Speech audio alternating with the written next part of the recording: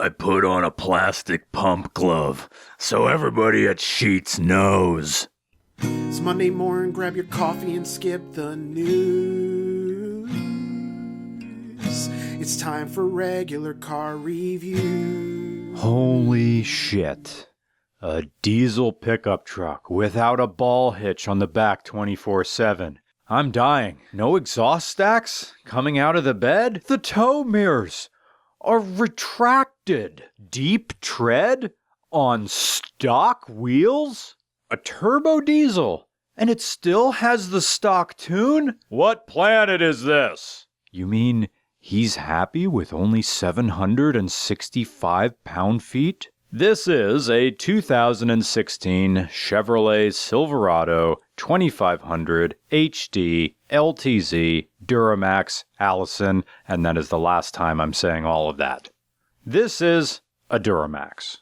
In the same way Dodge Ram diesel trucks are just called Cummins, Chevy diesel pickup trucks are just called Duramaxes. In the world of diesel pickup trucks, the engine's name defines the vehicle. GM designated this Duramax the LML. It was used in the Silverado HDs and GMC Sierra HDs as the turbo diesel engine option from 2011 until 2016. It produces 397 horsepower at 3,000 RPM and 765 pound-feet of torque at a chugging 1,600 RPM. The 6.6-liter diesel V8's red line is 3,450 RPM, but the owner says the LML Duramax can safely rev up to 4,000 RPM with a tune. Welcome back to the RCR School of Literary Theory, because we have to put these degrees to work somehow. You see, something like the Silverado is ripe for formalism, because the history of a thing, or its outside influences, or how it's received,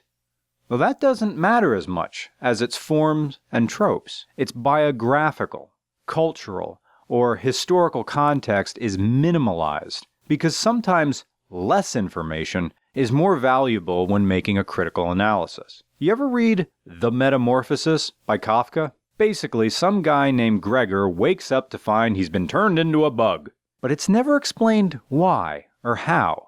You're just left with the story of this sad guy who just wanted to pay his sister's way through music school, only to find that his family gradually comes to reject him, even the sister whom he loved more than anything. It's one of the saddest stories in the world, because it's just a guy grasping for some sort of meaning in the changing conditions of his life, only for the story to reveal that, unfortunately, his family's life would be better without him in it. In the clumsy grasp for meaning, we might look into Kafka's own life to try to get some answers for what this whole book represents. But formalism tells you to ignore all those things. It's a call to take things at face value. If you're analyzing something through formalism, you take it only at face value.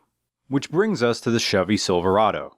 Ignore that the Silverado was conceived as a replacement for the CK pickups, or that its history dates back to 1913 with the Classic 6, or 1915 with the hot-selling Model 490, or that Chevy looked to be the truck manufacturer of the blue-collar American, being the first to utilize an overhead valve six-cylinder engine on trucks, beginning in 1929. Roughly concurrent with the stock market crash and the birth of the Great Depression. Yes, if you want to get technical, you can trace the history of this truck back through an entire century. But doing that doesn't tell you anything about what this truck means now. Ignore the history. One look at a modern Chevy Silverado is like a postcard from literally anywhere in America.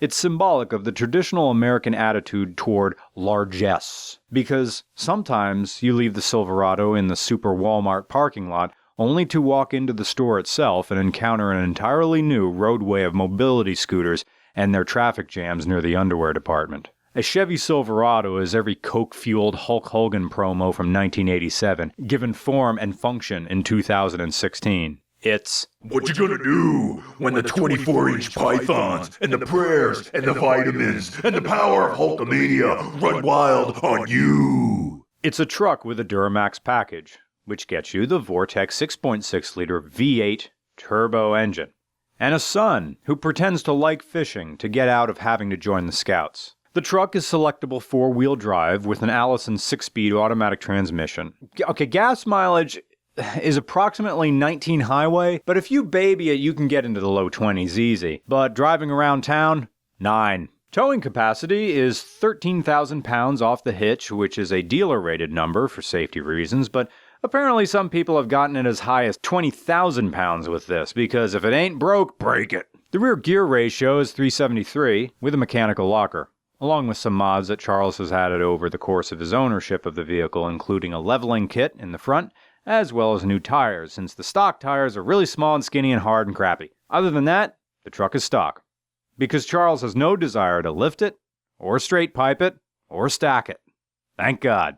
Lord only knows we have enough car shows where truck owners show up in their pickups, wearing that face that looks like they just walked through a fart cloud. They loudly and belligerently proclaim their opinions on the homeless, all the while the back of their ears smells like the cheese on Pizza Hut breadsticks from years of neglect in their 2-minute showers.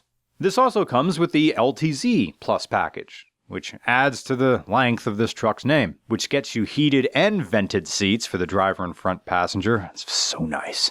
The front and rear parking assist cameras, tubular chrome assist steps, along other advantages that don't really matter. The LTZ Plus package is your reward for realizing that Tinder isn't actually for casual banging as advertised. Nope, it's just a bunch of people looking for husbands and Instagram followers, but hey, look on the plus side. Now you can make coffee in the morning without having to close your robe because Susan is trying to eat her oatmeal in peace. Also, comes equipped with the Z71 off-road package, which makes the name longer, and also adds twin-tube shocks, underbody shields, and underbody skid plates, and hill descent control. Chevy Silverado. For the man who only has 2 subscriptions on his bank statement. UFC Fight Pass and Pornhub Premium. Duramax. Brought to you by the man who drums on the restaurant table with his utensils when he hears a song he likes, which is every song. He's going to be a man going his own way in 3 months when he's finally called out on using the word cupcake to address the waitstaff. See the bow tie logo here? Normally it's silver or white or gold, but if you want it black, $300. Or you could use 3M vinyl, a heat gun, and an X-Acto knife, which is what Charles did. Gee, I wonder what kind of transmission this has. Duramax, the official truck of a swing state politician whose views align with what's ever in the room. He's got a wrestling dummy, but all he does is shake hands with it. Yearly registration is Class 4A, which means you get to pay $217 instead of $37 or whatever it costs to renew a car in Pennsylvania. No. If you breathe properly, you don't even have to do cardio. This is a comfortable truck, and it rides better than an Escalade. There's tons of space up here, and tons of space around your legs and feet, and that's a thing. You ever notice if you're on a road trip, and you got, maybe you're doing it in a small car, Lord knows we did it in a Yugo, or you're like a medium-sized car, and you're driving, and eventually you're starting to cramp up, you've been moving for at least an hour and 45 minutes, and you want to rotate and crack your ankles and do something, but you have no room to move your feet at all. Maybe you're wearing boots. So you have to do that thing where you thread your shoes through in between the pedals to just try to get that extra inches so you can fully extend your leg. Don't have to do it in this Duramax. Stretch out in any direction you want. Get in any position you want. That is relaxing. Yeah, it's like flying first class up here. Space in the back, too. As good as front seat legroom in an average sedan. And quiet. That's the thing. Like stock Harleys, stock diesel turbo trucks aren't loud. What GM created is a family car work truck. This is a vehicle that has to perform 2 roles correctly. For that, you're going to pay, but you do get a lot. Oh, no, it has to do 3 things. This truck has to do 3 things. It has to be a work truck, a family car, and a road trip machine, and it does all 3. It does get washy on turns, like if you go over an off-camber turn or you hit a bump in the middle of a turn, it's like, ugh. That's the compromise to make it comfortable. But don't even talk about handling, that's not what this truck does. And the truck is fully emissions compliant, with a diesel particle filter and diesel exhaust filter. I'm not sure how it is in the rest of the country, but in Pennsylvania there are certain counties which emission compliance isn't required. So not every truck you might see rolling around in Pennsylvania will still have factory emissions on it. But this truck has to be compliant with every state, including California. So we have a Silverado whose hulking monolithic form casts a shadow longer than an elementary school talent show. Like Gregor Samsa waking up to find himself turned into a bug, the Silverado has been rewritten as an idea of what America is and always will be. It's excess. It's towing things to parts unknown. It's going fishing at Blue Marsh with a son you don't understand and who doesn't understand you. So you sit in a boat together, not understanding each other. And 10 years from now, those will be your favorite memories with each other. And you'll both wonder why you took them for granted as you sit out there on that old dinghy, passing beers between you and talking about whatever happened to that old Silverado.